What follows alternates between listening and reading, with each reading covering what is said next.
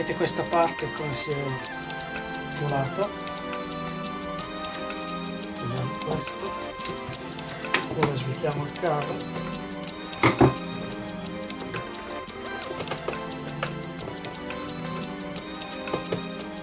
Anche qua ci sono delle viti Torx, ma vedete che con un cacciavite normale si riescono a togliere. Allora togliamo l'alimentazione di questo, terra qua, e la mettiamo. Ok.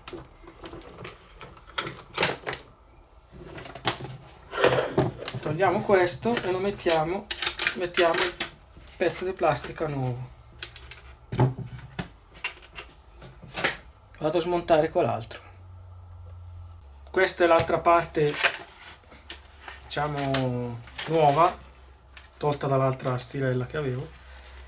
Vedete che è sempre qua al punto dove comincia a scaldarsi, però questa ancora, diciamo, non è tagliata qua, ha ancora la sua pellicola originale. La togliamo, così sembra nuova. Ok, questa praticamente si era rotto il rubinetto qua che aumenta e diminuisce il vapore, ma noi abbiamo quell'altro.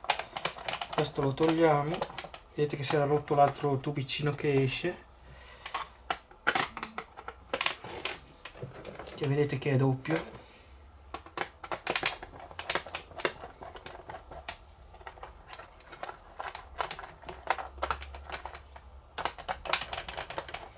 Ok, togliamo questo, poi inseriamo il cavo.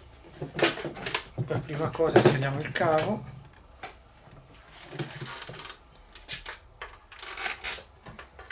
sulla terra. Ok, non si inserisce da qua il cavo, non sbagliate. Ogni tanto anche io faccio delle cavolate. Ora inseriamo il cavo qua, almeno se era giusto. Ok, sì, è da qua che si inserisce il cavo. E cominciamo a collegare il cavo. Allora,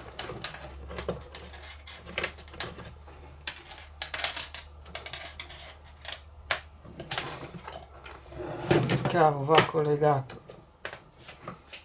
dentro qua, uno di qua, sono proprio il cacciavite, qua.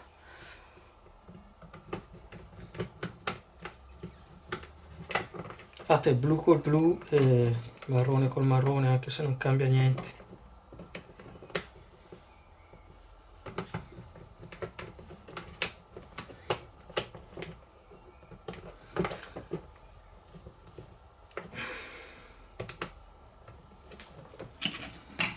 Ok,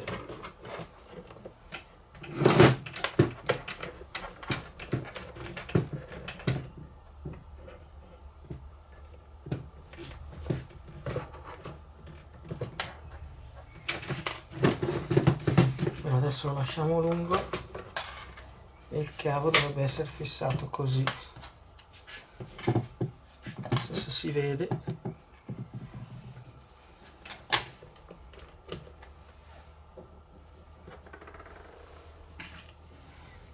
Prendiamo ancora il cacciavite dell'anno scorso, forse ho sbagliato qualcosa, mi sa che così il cavo non lo stringe, bisogna girarlo al contrario. Infatti dovete girarlo così. Questo va girato dall'altra parte, se no non stringe il cavo. Ok.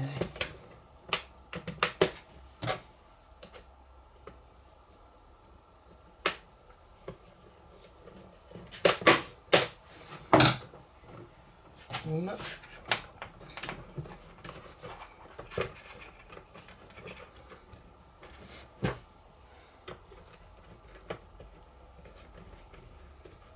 Stringo stringo un attimo con questo qua piccolo che prende, al momento prende di più, e dopo stringo con questo. Per stringere queste viti bisogna avere un po' di pazienza.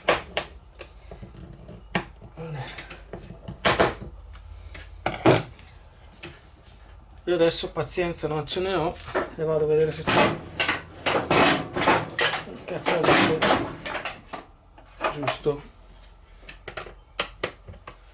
Questo no,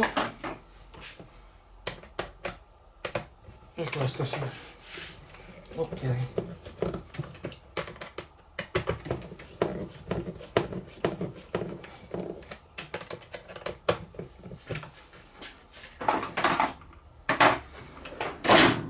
Era solo per farvi vedere che con un po' di buona volontà riuscite anche con gli altri cacciaviti. Allora, la terra la rimettiamo al suo posto.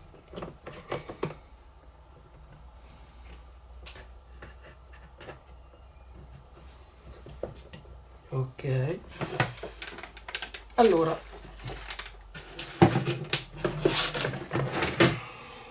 vediamo l'altra vite che è caduta, quella del rubinetto.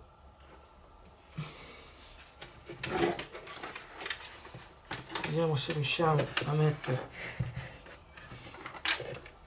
quelle viti qua del rubinetto.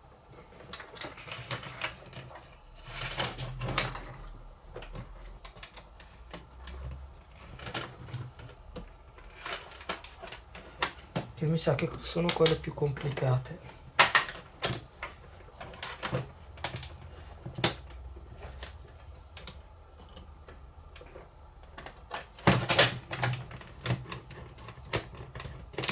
Allora, uno l'ho messo, mettiamo quell'altro.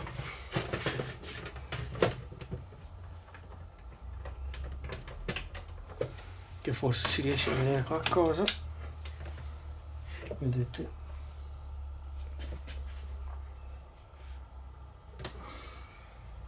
Devo puntare la vite, scusatemi. Ok.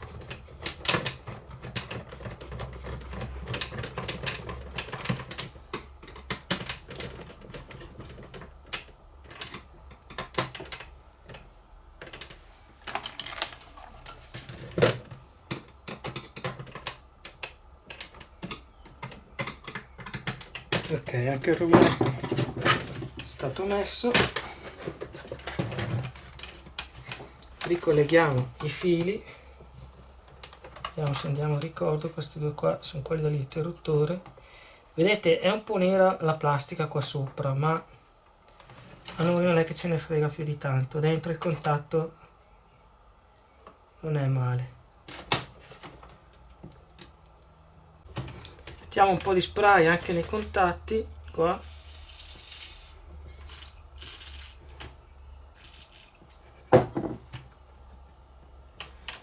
Ok.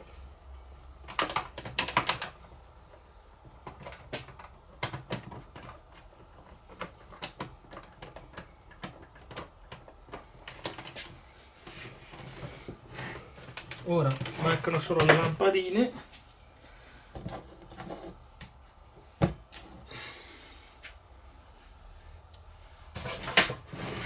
Le lampadine erano le due rosse a sinistra e arancio qua a destra. Ora, per metterle bisogna spingere dal dentro e tenerle ferme da fuori. Dunque erano quella azzurra qua sotto. Adesso mi ricordo bene questa. Questa qua. E questa.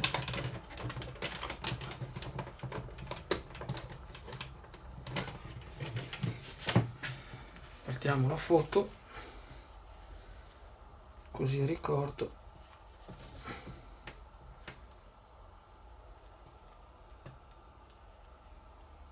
La foto del... Allora, erano le due azzurre a destra, ok. Ora possiamo chiuderla. Mettiamo un attimo la manopolina che fa le 3 posizioni del vapore. Allora adesso per chiuderla dovete stare attenti a centrare questo diciamo cilindretto di sughero, deve appoggiarsi sulla caldaietta qua, che serve per tenerla spinta. Però prima dovete mettere bene i morsetti qua dell'alimentazione, metterli al suo posto, e coi cavi qua praticamente questo bisogna tirarlo, ok, e qua c'è un aggancio, prima va agganciata qua sotto la, aspettate che mi siedo un attimo e vi faccio vedere bene. Allora inquadriamo bene, perché a chiudere faccio sempre fatica anche io. Allora, ok, allora vedete che qua ci sono i fili che arrivano, quelli del ferro da stiro, li mettete bene in posizione così, e qua ci sono dei ganci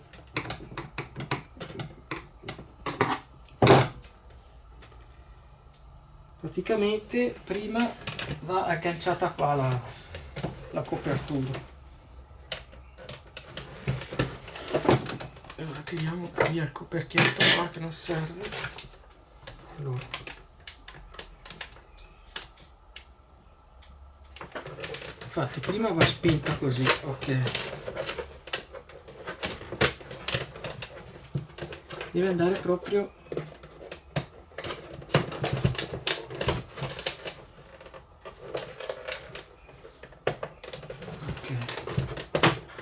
deve inserirsi proprio dentro bene così, ok. Dopo dovete guardare sotto qua che non restino sotto i tubi sotto il cilindretto, quello di sughero. Allora qua siamo a posto, ok. Adesso devo andare con un cacciavite e non fare andare sotto, ok. Poi una volta tirata su si dovrebbe agganciare da sola, ok. Riguardiamo bene che sia tutto a posto.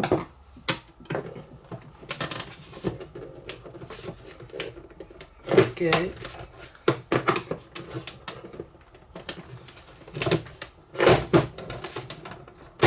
dovete spingere un po' la plastica in avanti così e non fare schiacciare sotto il tubo, sotto il cilindretto di sughero, ok. Una volta chiusa così potete mettere le 2 viti qua, una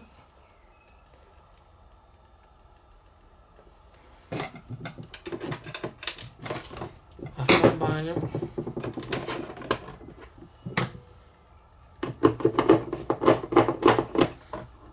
una, due, di là,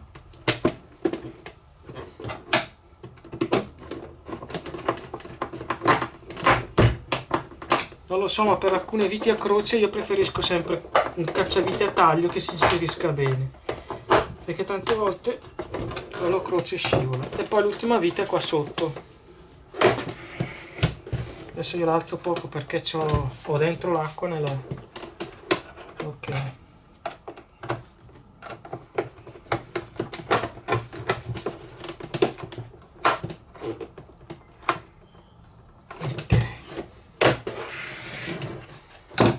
Vediamo tutto, e così avete visto anche come cambiare tutta la plastica.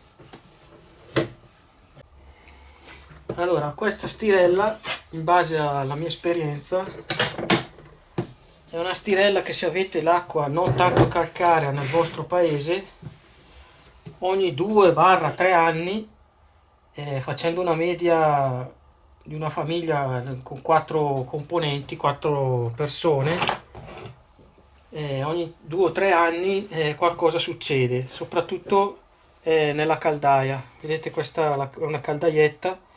Allora, se avete l'acqua molto calcarea, è facile che anche dopo 6 mesi succeda questa cosa. Questa caldaietta è ancora buona, ma tanto per farvi capire, oltre che formarsi il calcare, tende a bucarsi, a mangiare proprio l'alluminio. A differenza delle stirelle che hanno la caldaietta in acciaio, che queste cose non succedono. Al massimo si forma il calcare, ma non si buca la caldaietta e non dovete sostituirla.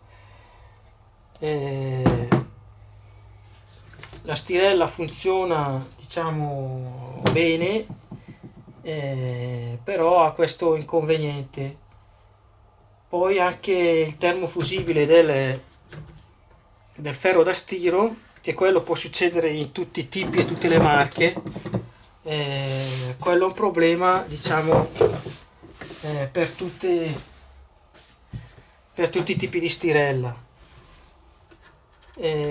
Questo può succedere se il ferro da stiro praticamente va troppo in temperatura. Dunque il mio consiglio è sempre di tenere una temperatura un po' più bassa rispetto al massimo quando si vuole fare, quando si adopera il vapore, perché una temperatura alta, come vi ripeto, se è un po' ostruita la caldaietta, se è un po' difettoso il termostato e varie, diciamo, combinazioni, la temperatura aumenta fino, praticamente, invece di arrivare alla temperatura del termostato, è abbastanza che superi un po' la temperatura del termostato e interviene il termofusibile. Quindi dopo il termofusibile va sostituito per forza, perché quello si apre e non va più diciamo, il ferro da stiro. La possibilità di riparare queste apparecchiature c'è sempre, solo che bisogna tenere conto il tempo, diciamo, la dimestichezza nel fare queste cose. Diciamo, qualsiasi persona può tentare di riparare il proprio elettrodomestico se non ha voglia di chiamare l'assistenza o per questione di soldi. Però bisogna sempre mettere in preventivo che ci vuole molto tempo e bisogna fare le cose bene. Se vi è piaciuto questo video, mettete un mi piace e iscrivetevi al canale.